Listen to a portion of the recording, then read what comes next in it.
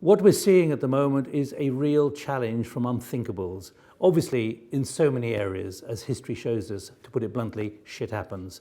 But what we're seeing is real pressures now on the executive class at the highest levels of the C-suite, also in government, right at the top of government departments, particularly for the public servants. Overwhelmed almost, and it's them who are saying this, overwhelmed by the enormity of so many things happening in such short order and what has to be handled, and the expectations of shareholders, the expectations of the public.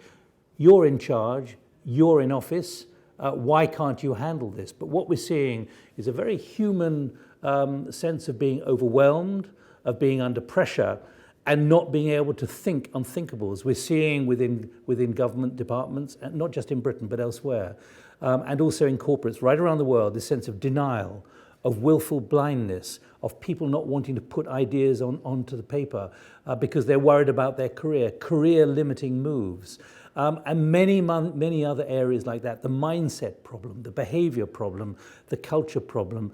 And I think the challenge, certainly from the work that I've been doing with Chris Langdon in the last 15 months, is very clear that something is very different, and it's making life very, very difficult for many at the highest levels. It's not to say they're redundant, but the conformity which has got them there is actually no longer the conformity which is relevant. It disqualifies them from handling the enormity of change.